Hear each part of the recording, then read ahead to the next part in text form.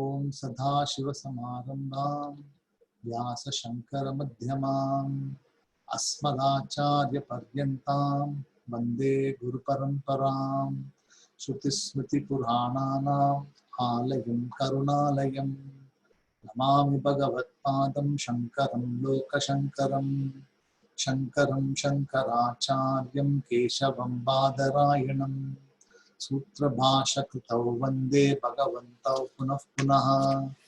ओम सहना भवतु सहनौ भुनक्तु सह वीर्यं करवावहै तेजस्विनावधीतमस्तु मा विद्विषावहै। ओम शांति शांति शांति। See, as I told you in the class, if somebody wants to chant, you can chant, but only one person can chant at one point of time. So whoever wants to chant, you can put your hand up, or you can, then I can let the person open the channel. You can chant with me. The next week someone else can chant. So anyone wants to do today? Anyone? You like to do? Okay. Shadri is okay. So we will do first today with Krishna ji, okay? And then we will do next week with Shishadri ji. Then we will okay. So the rest of you can go on mute.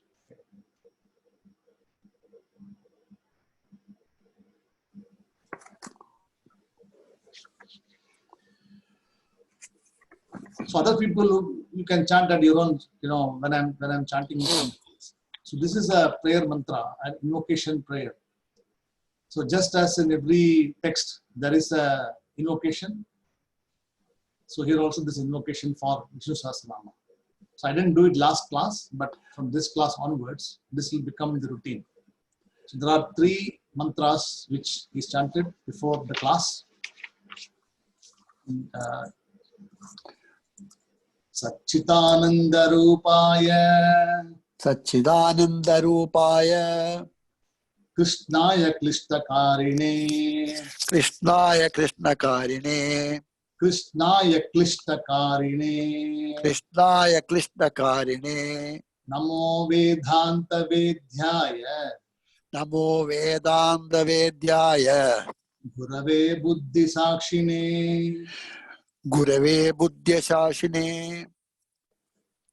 Krishna Dvaipayanam Vyasam Krishna Dvaipayanam Vyasam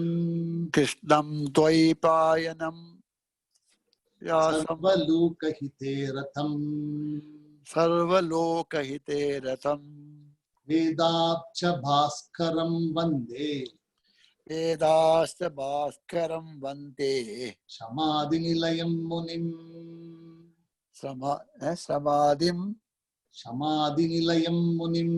Shamadinilayam Munim Ikkada idille text ille adonna kastamari. Yeah. Sahasramurte Purushattamasya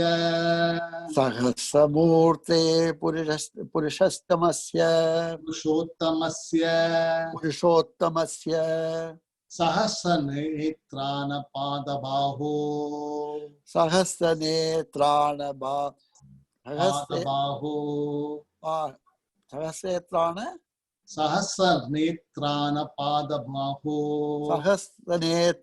Padabaho Sahasranamnam Sthavanam Prashastam Niruchyate Janma Jaradishantaye.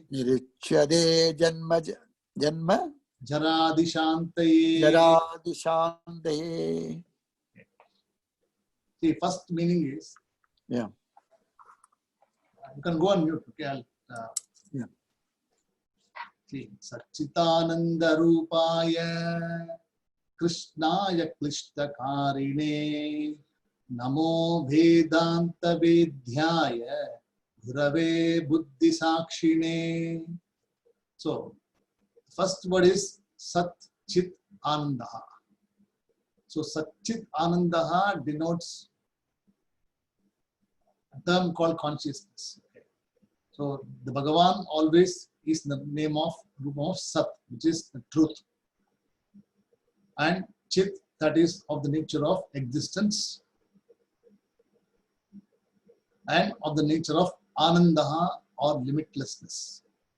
So Anandam, when you say here, it is not Anandam which you experience every day. It is limitless Anandam. I mean the one for which you have eternal happiness. It's called Anandaha. So here Vishnu is portrayed as a person who is of the nature of existence. So whatever you see here is of the nature of Vishnu.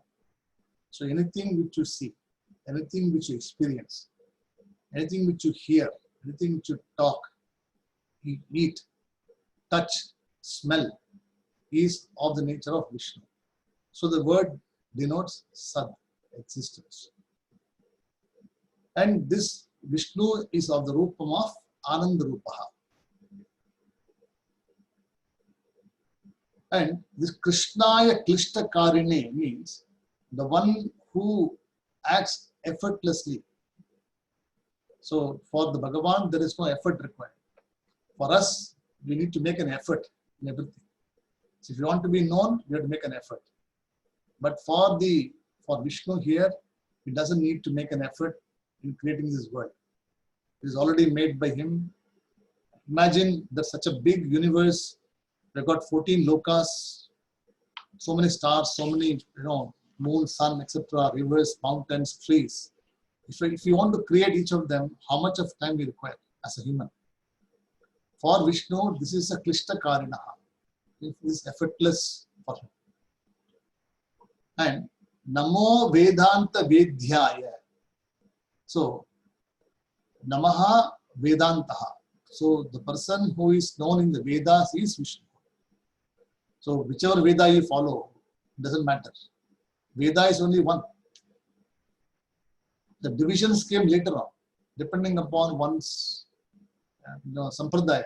If somebody is a Vaishnava, they will have their own vision of what Veda is. So Ramanuja is their own vision. So it doesn't matter. We just take Vedam as only one. Shastram as only one.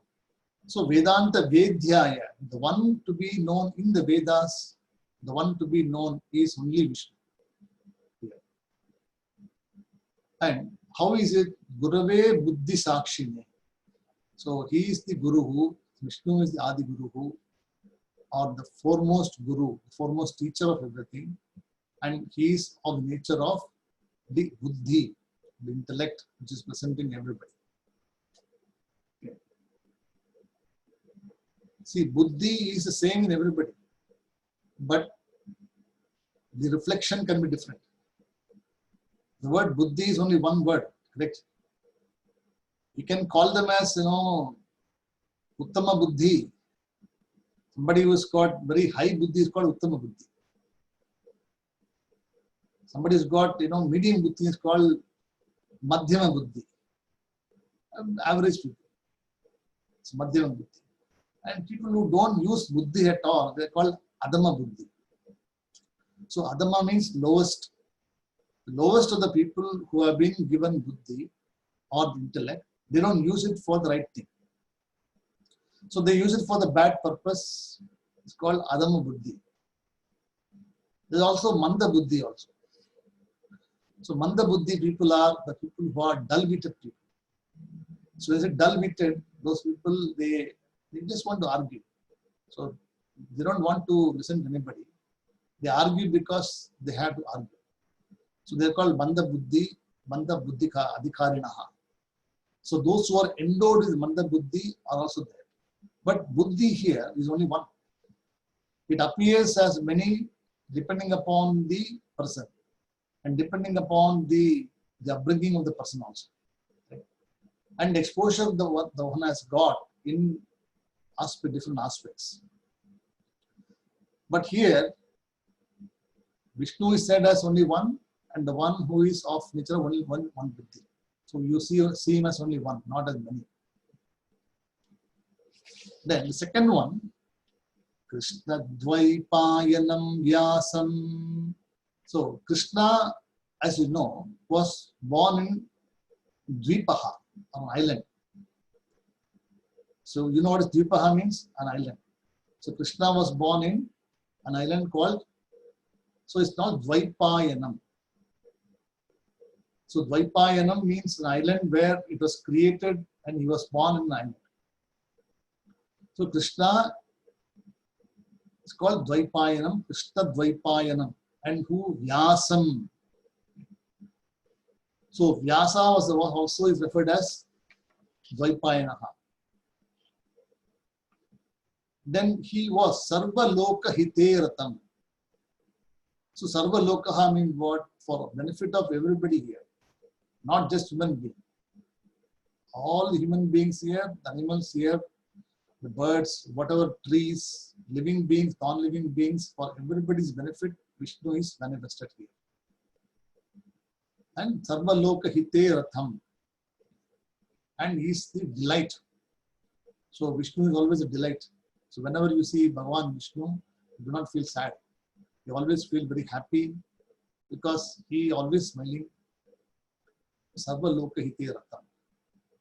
Then Vedabcha Bhaskaram Vande. So the person who was born in a lotus. See, Abjaha means lotus here. And the person who was born in lotus is what is Brahma. Right? So Brahma is also worshipped here. So Vande means to pray to the Bhagavan Vishnu. Shamadhi Nilayam Munim. So Munihi is supposed to be a wise person. So when you see Muni, it means a wise person. So Shama Adihi. So the Shama is a quality. So when you say a person goes Shamaha, it is one of the 6 aspects, 6 qualities of a person. Self-mastery you can call. A person who has got mastery over the self is called Shamaha. Shamadhi.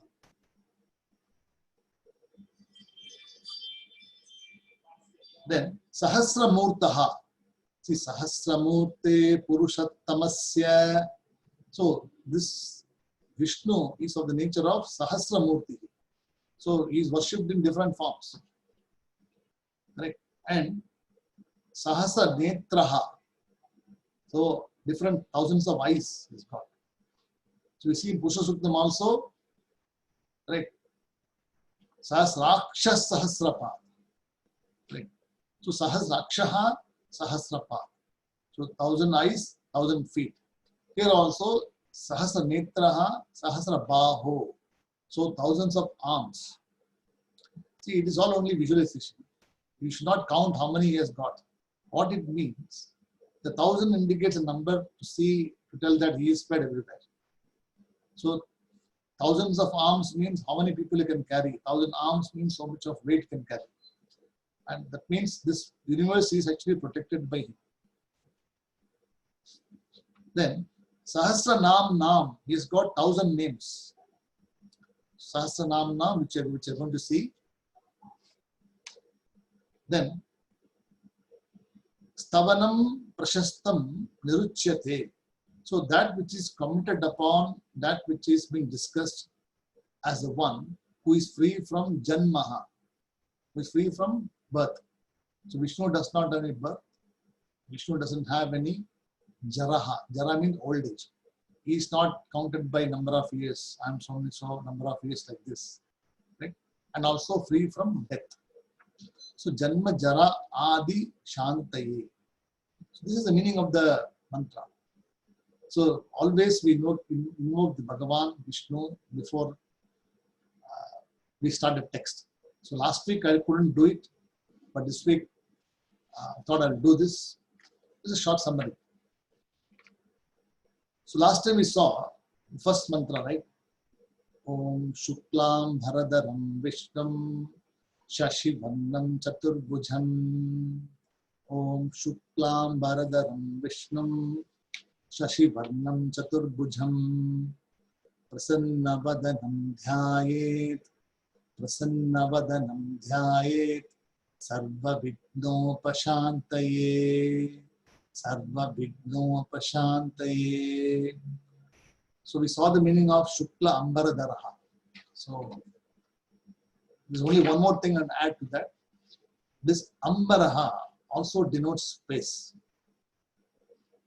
So, and the space is of the nature of Shuklaha, white. And Daraha means the person who is the holder of the space, the one who is the protector of the space. If you go to Chidambaram, right? So the word, what does Chidambaram mean? Chid Ambaraha. See, the word Chidambaram means Chid Ambaraha. So Chid stands for consciousness or the existence, and that Ambaraha is space. So in Chidambaram, there is no, temple doesn't have any covering at top. It is always open. The temple, has got open. So there, the Bhagavan Shivaha is worshipped as Ekambaranadar. Eka Ambaraha. See, Ekambaram, when you say Eka Ambaraha, Ambaram means space. No, there's only one space, correct? There's not multiple spaces. You can say there's multiple space because we have divided space into multiple rooms and bedrooms and study room, etc. So we call this is our bedroom, this is our study room, etc. So the same space is divided into multiple things. So one becomes many. Like one buddhi becomes many, same way one space becomes many. But space is only one. Buddhi is only one, which is present in everywhere. Everybody is same. One intellect is present in everybody, but they vary in different proportions. Same one space is present everything in the entire cosmos, but space is very depending upon the person who is using it. Right? So when you break the house, completely demolish the walls, whatever space you were there, it became into again one space. So it's called Ekambaraha, Eka Ambaraha. So Ekambara Nadar, we say, it means that the Bhagavan there was worshipped as Ekambaraha. Okay. Here also the Shuklam Baradaraha. So Ambaradaraha means the person who is holding the space is called Ambaradaraha. Shuklam Baradaraha. And the Shuklam Baradaram also is used for Ganapati also. So this opening statement also is used for Mahaganapati also. Right? Because the invocation is for Lord Ganesha also. I don't know if you remember a story, maybe a remembering story, that when, this is a very long, very old story, when Ganesha was appointed as the guardian for Parvati. Then Parvati was, taking bath or doing something else, and then this Shiva came and he says, I want to see my wife. So he refused, and then there's a big war between the two of them. In the process, Ganesha his head was beheaded by the Shulam of Shiva. And Parvati didn't know all this war is happening. So came and rushed to see a son lying on the ground with no head. So without the head, he cannot do anything. But because what has been done is done, you cannot do anything about it. So he says, whichever animal you find on the way, first animal head, you just put on this boy's head and he will be alive. So the elephant is the first one they find. So the elephant head they cut off and planted the elephant head on top of this Ganesha's head. That's why it's called Anai Mukhan. Right? The elephant head god. And when it was given, Shiva also gave a boon that because I did all these things and you were such a great devotee of your mother and wife, you will be remembered in everything before anybody starts with it. So before invocation of any prayer, we always invoke Mahaganapati. So significance of that. So Shuklam Bharadaram Vishnum Shashivarnam Chaturbhujam Prasanna Vadanam Dhyaye Sarva Vigna Upashantaye. So Upashantihi means what? All the Vignaha, all the difficulties which we have becomes easy. So you put the blame on the Bhagavan, put the blame on Mahavishnu, on the Ganapati, think that now I offered everything to you, you take care of it. So this is the last time we saw.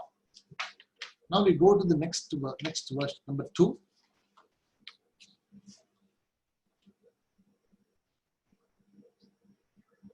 Vyasam Vashishta Naptaram. Vyasam Vashishta Naptaram. Shakte Pautramakalmasham. Shakte Pautramakalmasham. Vyasam Vashishta Naptaram. Shakte Pautramakalmasham. Parasharatmajam bandhe. Parasharatmajam bandhe. Shukatatam taponidhim. Shukatatam taponidhim. Vyasam Vashishta Naptaram. Shakte Pautramakalmasham. Parasharatmajam bandhe. Shukatatam taponidhim. So, this is second mantra. We are not even come to the Sasnama yet. We're just starting, introduction. So, Vyasaha Vashishtaha. So, I salute whom? Vyasaha. So, Vyasa is a Rishi. So, we always have the prayer, Sada Shiva Samarambam Vyasa Shankara Madhyamam. So, Vyasa is the Rishi, foremost Rishi. And what did Vyasa do? The word Vyasa itself means separation or division. Or you separate the Vedas. So when the whole Vishnu was there, Vishnu was supposed to be the holder of the Vedas. And in the first foremost thing, all the Vedas were only one. There is nothing called Rig Veda, Yajur Veda, Sama Veda, Atharva Veda. And the Veda itself has got many angaha, many parts. So it is impossible for anyone to even understand what the Vedas is. There are so many texts, so many mantras, so many shlokas are there. And different methods of chanting is also there. See, Rig Veda has got different chanting. Sama Veda has got different chanting method.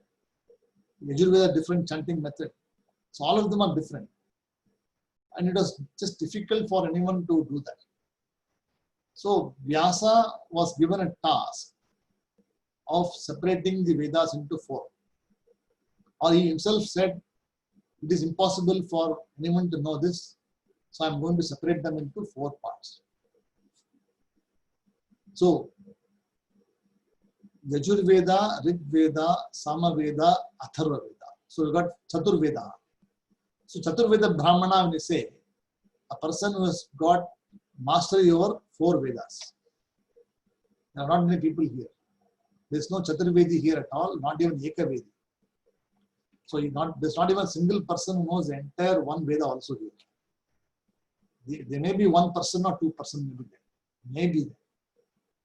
Because it is so impossible in current environment to learn even one shloka properly. One text properly you cannot learn. I mean, it's not you can't learn. It is because it is difficult to give time and commitment, interest, everything is there. So imagine that if you have to study one whole shaka, Yajushaka Adhyaye. Right. So you do, your Abhivadi, right? What do you do? Yajushaka Adhyaye. Means I am a student of Yajur Vedaha. And Shakaha means a division. Adhyayaha means study. Right? So Abhivadi, you say this, right? People who have done Upanayana, they know. So whenever, what does it do? It identifies who you are. Right? It identifies your gotraha, it identifies who you are and which sutra you are following, Apastamba Sutraha you are following, and which shaka you are following. So you will know that, oh, he is a Yajurvedi. So Yajurvedi means he will follow Yajurveda samskaras. Right? That's what it is. Most of them are Yajurvedis. Few summaries are there, few Rigvedas there. So Vyasaha is the sage Vyasa talks about here. Then Vasishtaha. So Vasishta means what? He is also a Rishi, another Rishi. Right? So Vasishta Rishi.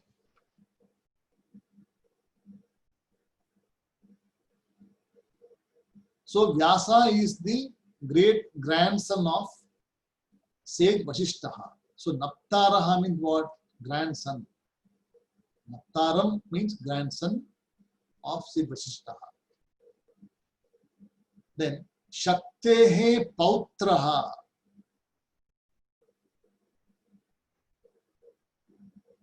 So Naptaram, great grandson.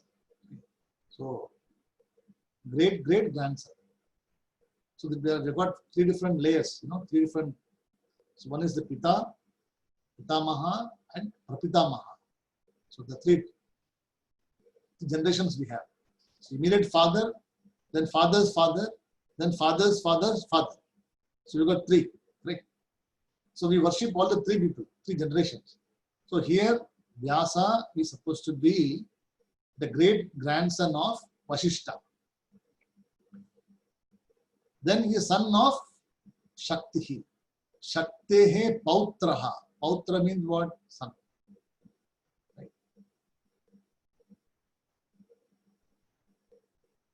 Then he is son of Parasharaha Tvajam Vande. So Parashara is also son of Parashara. Said Parashara. So Parashara is the person who first wrote the. In fact, Vyasa is supposed to be the 13th incarnation of Vishnu. Vyasa is supposed to be 13th incarnation of Vishnu. See, there are 24 Vishnu avatars are there. 24. Out of 24, we have finished 23 already. 23 is already gone. The last avatar was what? Krishna avatar, correct? Before that, Rama was there. And after Krishna, we had the Buddha was supposed to be another avatar. Now the last one is supposed to be Kalki. So Kalki Avatara is the last one which is going to come at the end of Kali Yuga. And Kali Yuga is 460,000 years. So one Yuga, the one which is living now, has got a life of 460,000 years. We are in the 5027th year. After the Mahabharata war was fought, then we are in the 5027th year. Which means we've got another 455,000 years to go before the entire Yuga is changed again. So imagine that if we don't study or if we don't, we'll continue to be reborn for another 455,000 years. Long birth. We'll keep on coming, keep on going, keep on coming, keep on going. You never know you will be human being next Janma also, because this Janma we are all human beings. Next Janma we do not know whether we will be human being or not. We could be born in some other family also. See, to be born in a family also is a punyam, is a gift. Because to be following Vedas, to be following a culture, to be allowing you to pursue what you want to study is also a God-given gift to you. There are many people who don't have the gift at all. They don't have house, they don't have parents, they don't have money, they don't have wealth, they don't know anything. So there are so many people like this who are there who are not that lucky. There are also people like this. So when we look at those people, we should be fortunate that we have been blessed with house, with parents, with money, with comfort, luxury, education, culture. Right? All of them have been given for us to follow. So we must not misuse them. We must actually use them for the benefit of understanding why we are living here. The whole purpose of our living this life is not just about enjoying what we have. It is okay. Enjoying life also is fine. But that is not the ultimate objective. The ultimate objective is for us to know who we are. So, Parasharat Bhajam Vande, then Shukatataha. So, Shukaha, Shukatatam Taponidhim.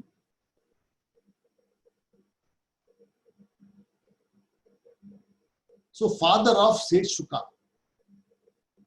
So he is the father of Sage Shuka. And Taponidhim means a person who is of the nature of illuminating, or the one whose nature of lighting up.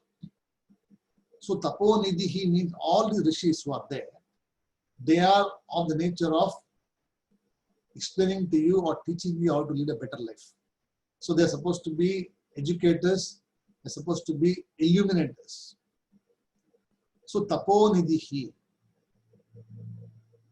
And to that parampara, to that people, Vandehe means my namaskaraha, my salutations. Vandehe. So Vandanam, when you say, it means my namaskaram or my prostrations. Vandanam. So Vyasam Vashishta Naptaram, Vyasam Vashishta Naptaram, Shakte Pautramakalmasham, Shakte Pautramakalmasham, Parasharatmajam Bandhe, Parasharatmajam Bandhe, Shukatatam Taponidhim, Shukatatam Taponidhim. Is it clear, that one? We'll go to number 3. So if you got any questions, you can put your hand up, okay? Then if you don't understand anything, you can ask me. If you don't ask, I assume that you understand. Or if you don't understand, also it doesn't matter, because subsequent classes you will understand. So nothing to worry about.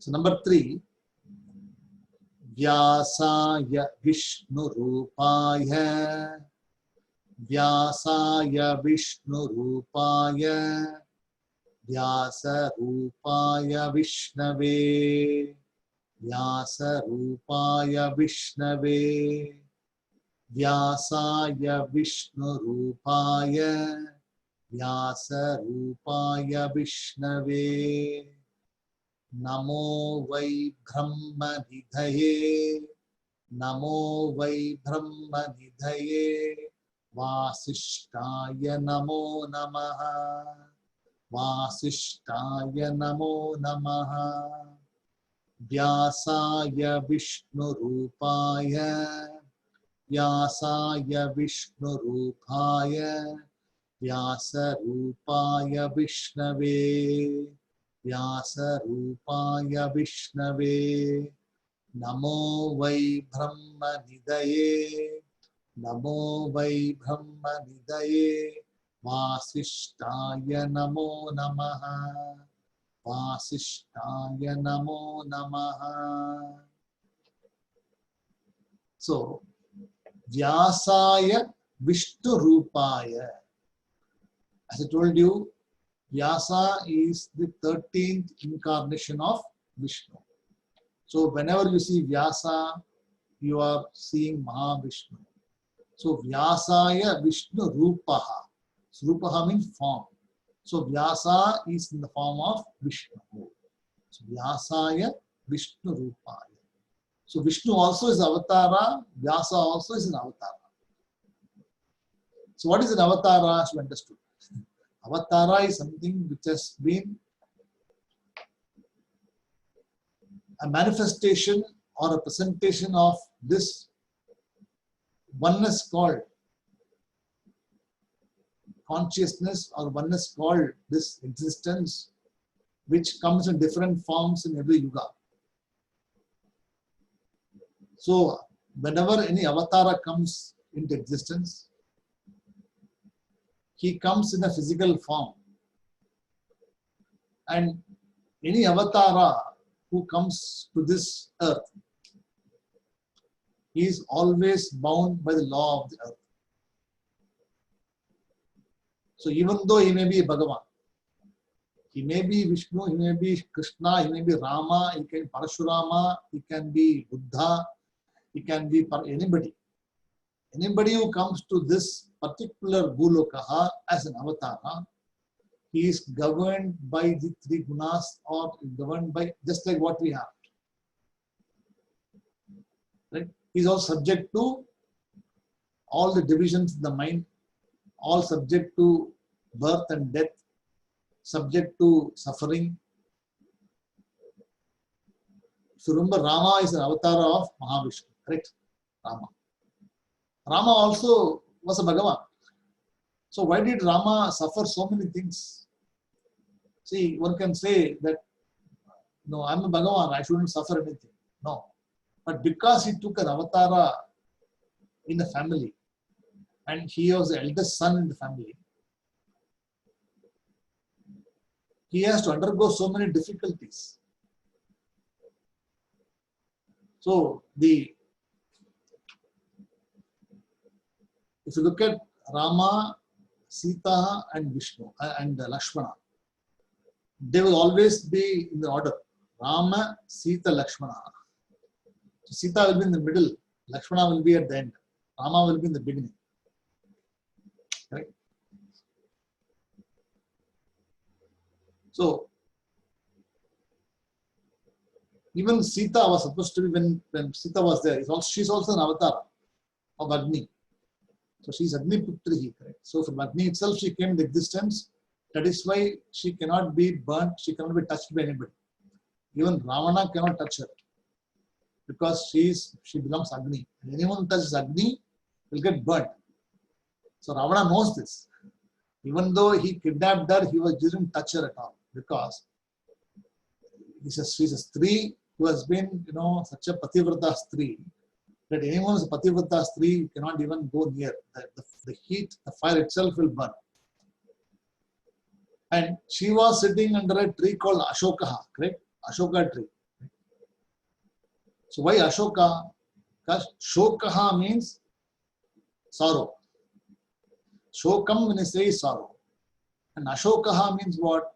That which is free from sorrow. So Sita itself is free from sorrow. So she was sitting under the tree, even though she was separate from Rama so many years ago, she was still not very, very sorrowful because she knew that one day he will come. So sitting under the tree of Ashoka means one becomes free from illusion.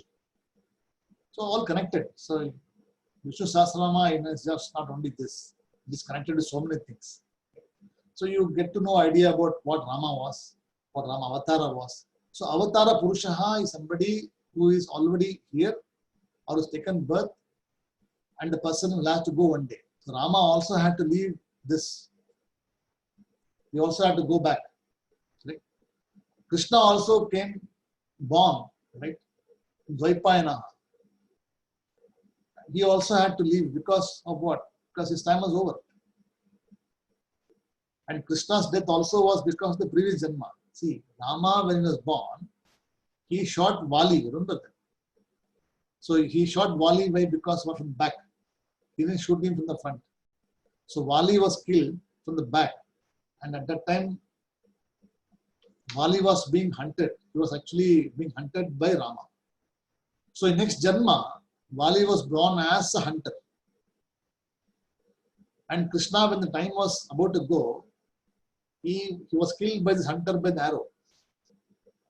He was relaxing under the tree and then accidentally the feet of the Bhagavan was so shiny, he thought the feet was like a deer. So he shot an arrow and then the arrow pierced his feet, and because of the poisonous arrow, because he had to go. So he remembered at that time that I had done this papa karma of killing somebody, Vali, and even though he is a Bhagavan, he still had to go through this. So imagine that we are all human beings. We are all people who have got so many problems we have done. So what will happen to us? So Vyasaya Vishnu Rupaya. So Vyasaya Vishnu Rupaya. Then Vyasa Rupaya Vishnave. So Vyasa also is Vishnu, Vishnu also is Vyasa. So whichever way you take it, both are only one. Okay.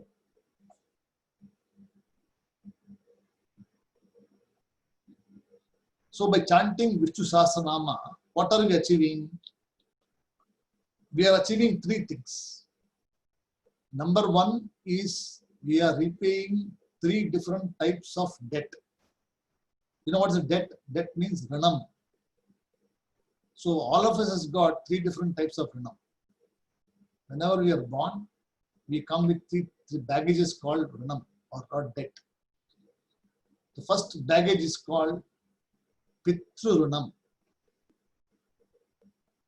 Pitru ranam means what? The debt caused because of the birth. So our father and mother are the person who gave birth to us. So you are obligated to them, to take care of them, to worship them, and to offer prayers to them when they are no longer there. Right? So it's a different thing that when people are living there, don't pay respects. It's a different thing. But as long as you are alive, one must pay respects to their parents. One must say gratitude, thanks that, yes, you have brought me into this world, beautiful world, and you've given me this opportunity to do wonderful things. So I am always obligated to you. So this has to be a gratitude. So this is the first runam, Pitru Runam. Then next one is called Deva Runam. So Deva Runam means you are paying your oblations to the Devas. Who are the Devas? Devas are present in the form of fire. The fire which is present in your physical body is called Agni. You can digest anything what you want. Anything you put in your mouth, the stomach can adjust, it can digest, it can convert into energy, correct? And it can chuck away whatever thing not required. It can retain what is required for the body to function. The remaining ones is all removed. Right? So it's called Agni. First, then Vayu. So the air which you are breathing. Are you paying any money for the air? You're not. Air conditioner you are paying, of course. The paying for the air conditioning is a different thing because you want conditioned air. But air itself is free. The Vayu Bhagavan doesn't charge you some fixed dollars or something like this for giving you air. It is something free you enjoy. The fire in you also is free. Rain. Are you paying anything for the rain? Rain just comes, it fills up the dam, you get water. You pay for the water is a different thing. But in the olden days, water was free. If you go to anybody's house in the past, when olden generation, first thing they'll give you is water. But there'll always be, when I grew up, when I had to go to old villages in India where I am from there, we used to have a huge house. The house, there'll be two different, parts, section. So, and easily two people can sleep in one section. And each of the section will be having a mat, a pillow, and then there'll be a pot and a glass kept there. So in the olden days, people used to travel very long distances. So whenever they get tired, you don't have to go into the house to sleep inside.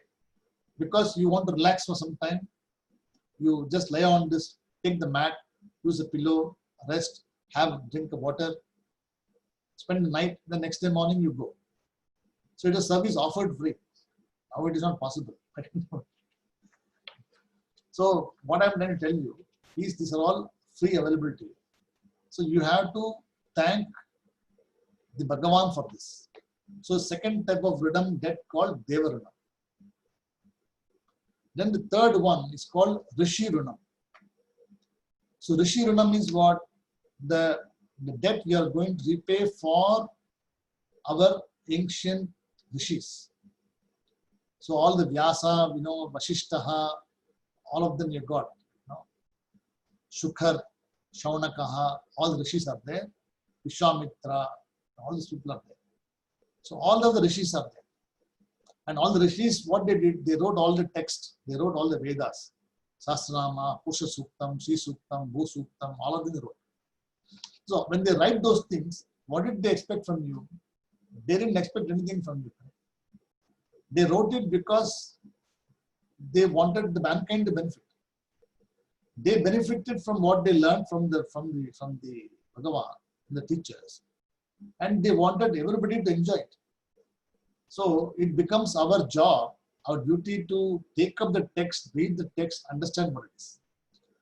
So by studying Vishnu Sahasranama, at least by listening Vishnu Sahasranama, you are repaying the third type of debt called Rishi Rinam.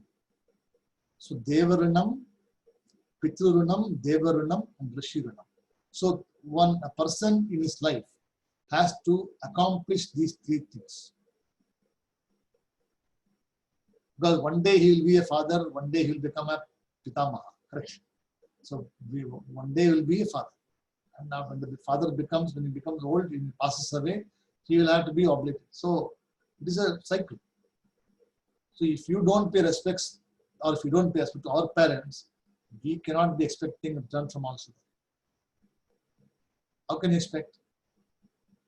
It is not possible, right? Only when you give respect, you can take respect. You have to give first respect to people.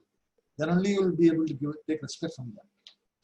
So Vishnu Sahasranama teaches those things. So Sahasranama here talks about the three rinams. So Vyasaya Vishnu Rupaya Vyasa Rupaya Vishnave. Then Namo Vai Brahma Nidaye. So Namo Vai Brahma Nidaye. So Namaha unto this person who is focused on Brahma. So Namo Vai Brahma Nidaye, the one who is above everything. And Namo Namaha, Vasishtaya Namo Namaha. So Namo Namaha means what? It signifies complete surrender. So I surrender myself to this Parampara, to this Vishnu, who is known as Vyasa, who is also known as Vyasaya Vishnu Rupaya, Vyasa Rupaya Vishnu. Okay. And how is he? Namo Vai Brahma Nidaye. So the one who is always steadfast, focused is Brahma, who is focused on Vishnu always. Right? Such a person, I am surrendering completely. Namo Namaha. So Namo Namaha means it signifies Shashta Angaha Namaskaraha. Ashtanga Namaskaraha. So Ashtanga means what? 6. Sorry, Ashtaha means 8. 8 Angaha. Right? Ashtaha Angaha Namaskaraha. So whenever you do Namaskaraha, how do you do? You don't do like, see the women has got different way of Namaskara. The men has got different Namaskara. Right? See, if you look at the women, they will do Namaskara because only their forehead will touch. Right? The body will not supposed to touch the body, the physical. Because the Shakti which is there, it will destroy the earth. That's why they are not allowed to do this. The woman is supposed to be Shakti, correct? So they are not allowed, the whole body, if they put everything together, the power will be generated so much, this earth also will not take it. So they have a different way of worship. The men have got different way of worship. So what do? They surrender complete to Namaskara, right? So what are the parts of the body you touch? First is there are 2 hands. So 2 hands, 2 feet, 1 head. Only 1 head is there. 1 chest, 1 ego. What is ego? It is, I. Then ahankara also. So all the 8. So whenever you surrender completely, you surrender in total. You surrender your physical body, you surrender your mind, you surrender that I am a person is also not there. So whenever you go to the temple next time, Namaskara, don't do shortcut. So shortcut means what? Just do, some people do shortcut, quick. Because the pant means, sometimes they have a problem. They have tight pant jeans, they don't want to stretch. See, the olden days, Veshli was there, so they could just do straight away. Now with so many accessories, you got a wallet behind, got a mobile phone here in the pocket. You cannot bend, and tight jeans and tight pant, etc. is there.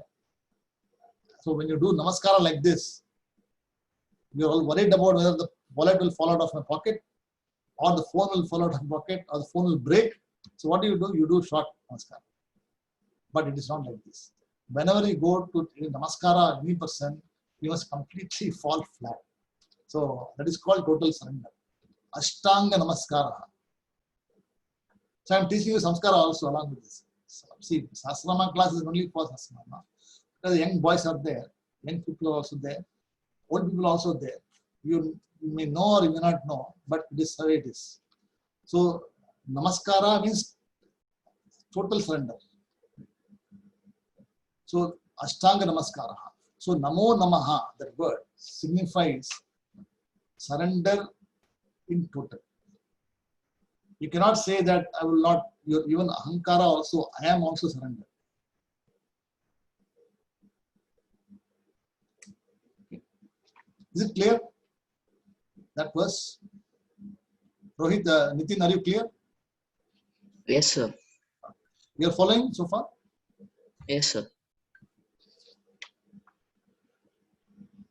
Okay. So we'll do the first three again, and then we'll go to number 4.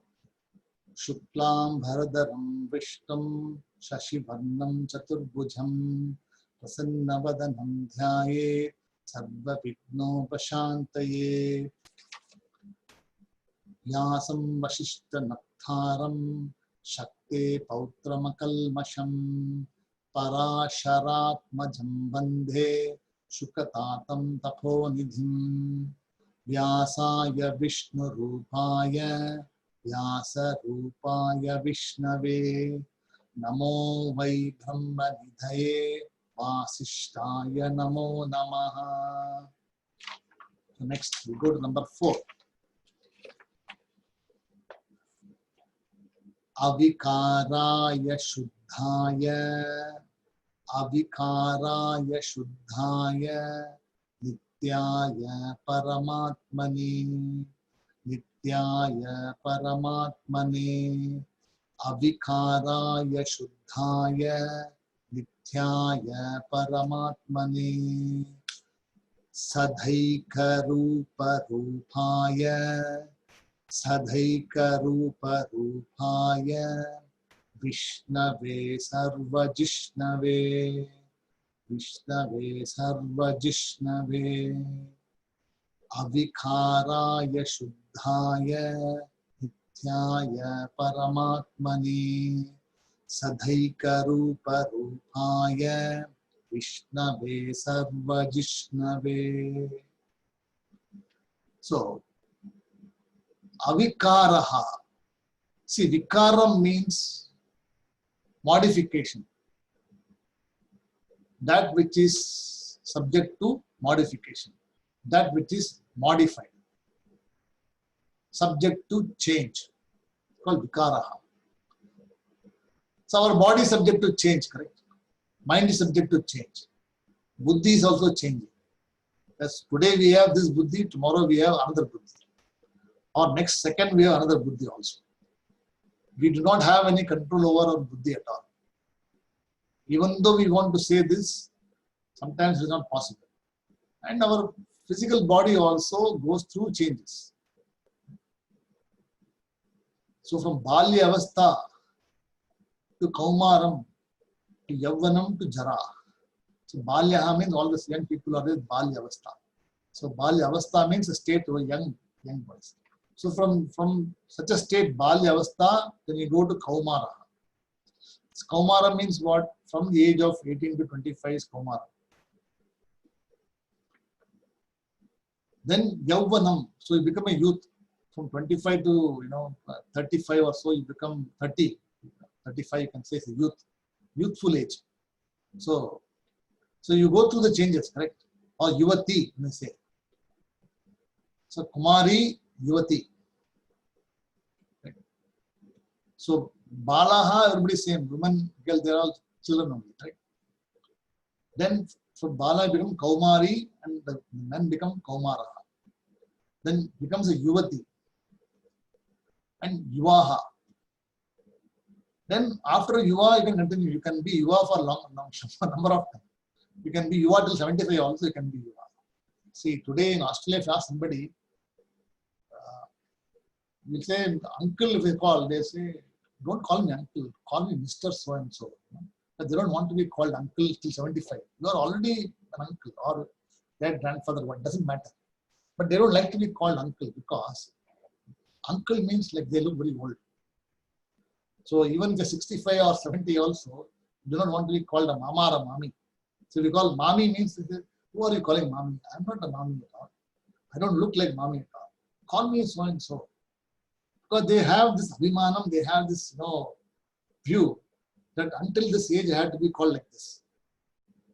So vikaraha. So vikara means what? You keep changing. Right? So it keeps changing. It's called, but Vishnu is not like this. Avikaraha. So Vishnu does not change because Vishnu is only one. He doesn't change. So avikaraha.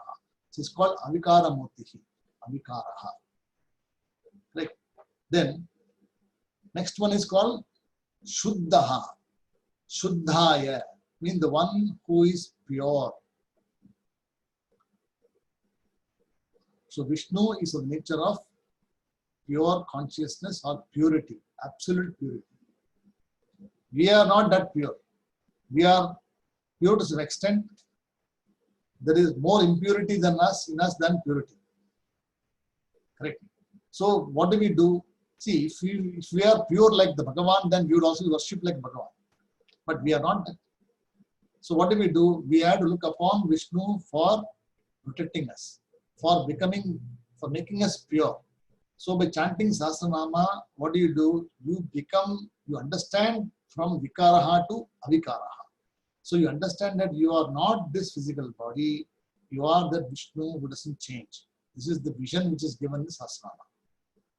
So as long as you think you are a human body, you will always be living with the assumption that you will one day die. And it is true. Because human body is going to die one day. Just as it comes into birth, it grows, it becomes old, it dies one day.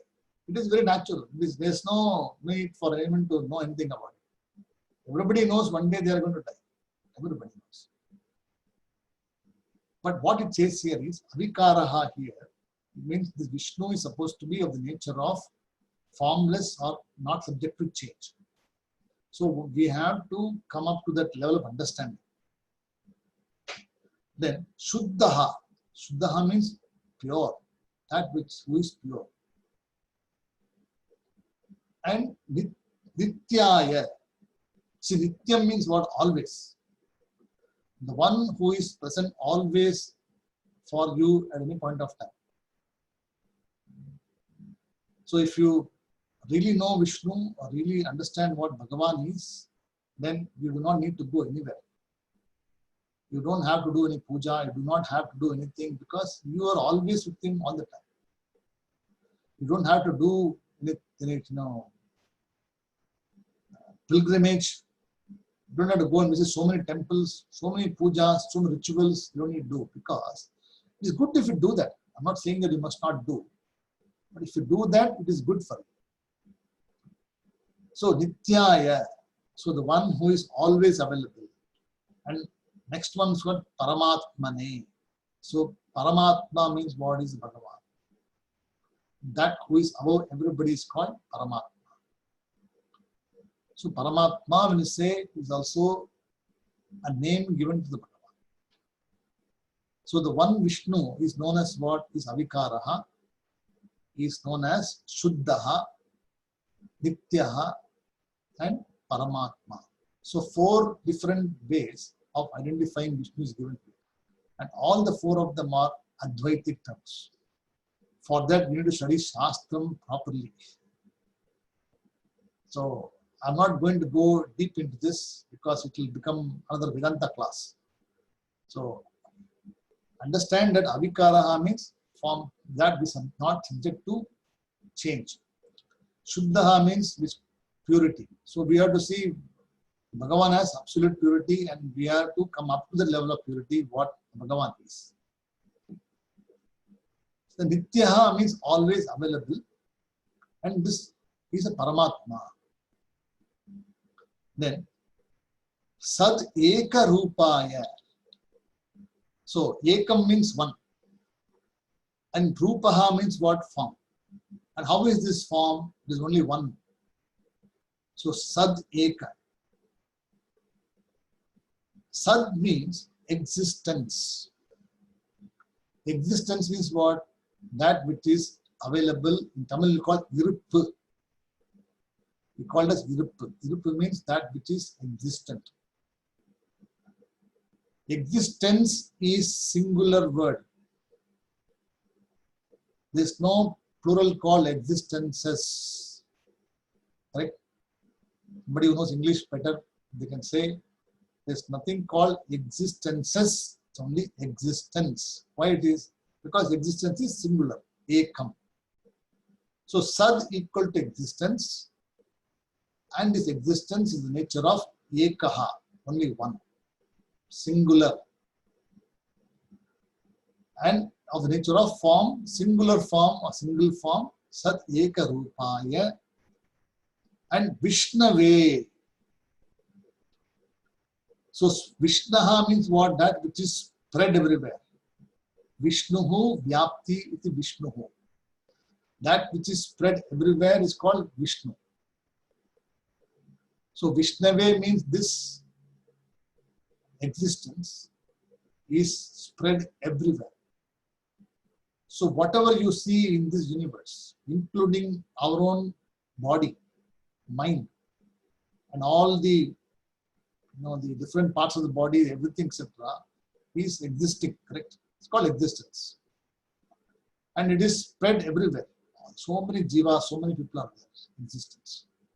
They come in different forms. So Vishnave, and how is this? Sarva Jishnave. So Jishnave means that which is victorious. So Sarvaha Jishnave.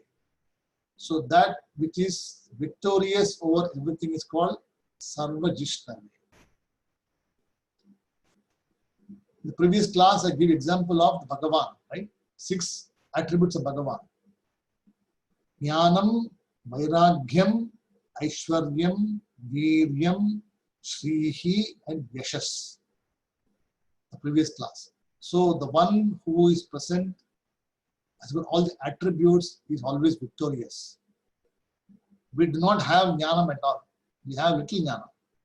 So we are called Alpagyanigal. Alpagyani means little knowledge. So we have some knowledge about what we are. We do not know fully what we are. Whereas Bhagavan is Sarvagyani. Vairagyam, we have little Vairagyam. We can leave coffee. We can leave some item. But we cannot leave certain things. So we have little Vairagyam, we have not total Vairagyam. So Bhagavan is total Vairagyam. Aishwaryam, overlordship. So we have some control over, if you are an older person, you can always dominate the younger guy. See, listen, I am your elder brother. You have to listen to me. I am your father if you listen to me. So you have control over only smaller than you. You cannot control somebody older than you. You may think you can control, but it is not possible sometimes. So you have overlordship only for certain things which is in your control. Right? So Aishwaryam. Then Viryam also, even the strength or the power you have got is only up to a certain level. Wealth also is limited. So when you have all this limited capacity, how can you be Jishnave? You cannot be Jishnave. So Sarva Jishnave talks about a person who has got complete strength, complete mastery, everything in total. The one who has got abundant capacity is called Sarva Jishnave. So to such a person, we pay our salutations. Avikaraya Shuddhaya Nityaya Paramatmane Sadhaika Rupa Rupaya Vishnave Sarva Jishnave. Is this clear to you so far? Anyone has got any questions? Krishnaji, you're okay? Yeah, okay. Yes, yes. Ananyaji, you're okay? You are able to follow? Shishadriji, anything from your side? You're okay? Nitin, you're able to follow so far? Yes, sir. So we will stop the class here. Yeah. The next week we'll again start from mantra number 5, which is the actual text starts from there.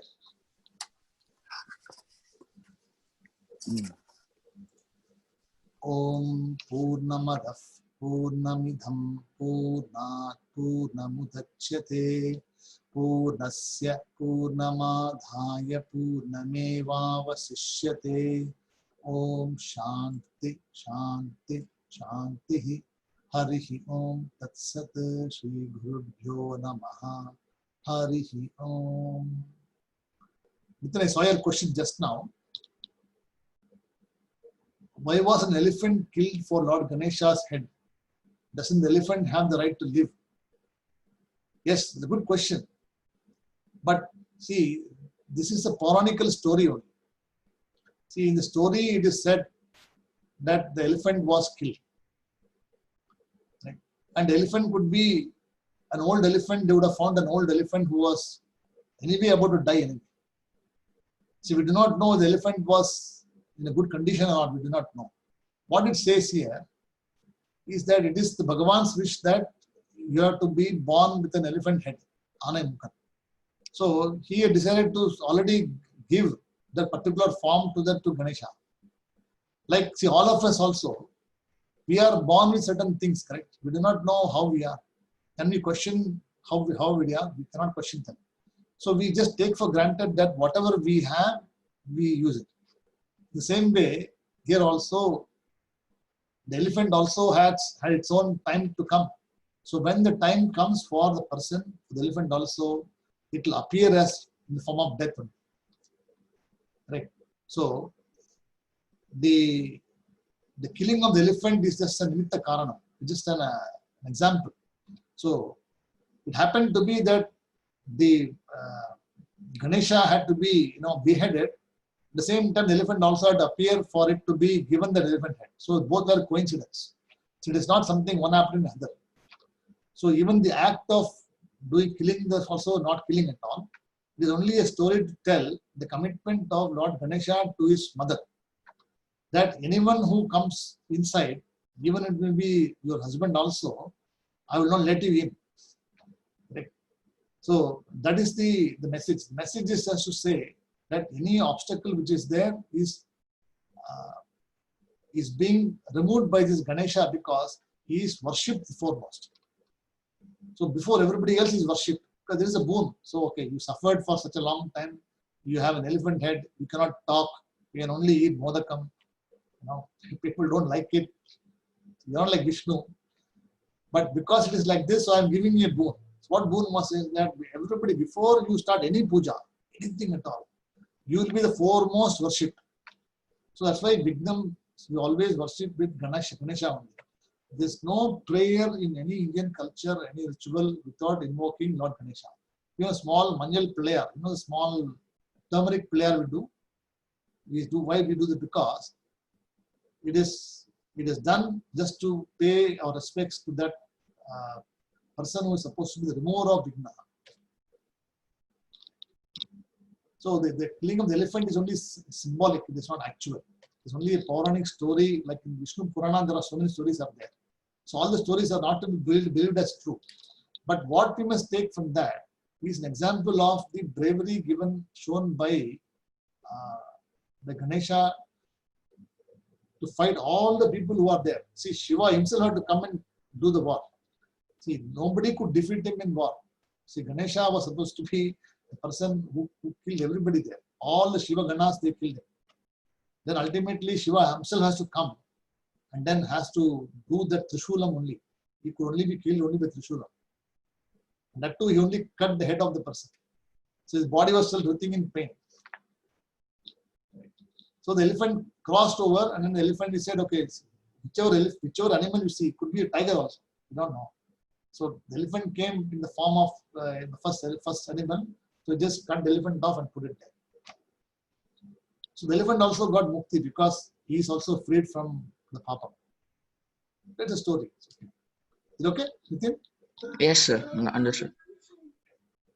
So next class we'll see again, and we'll continue with the Sahasranama class. Okay.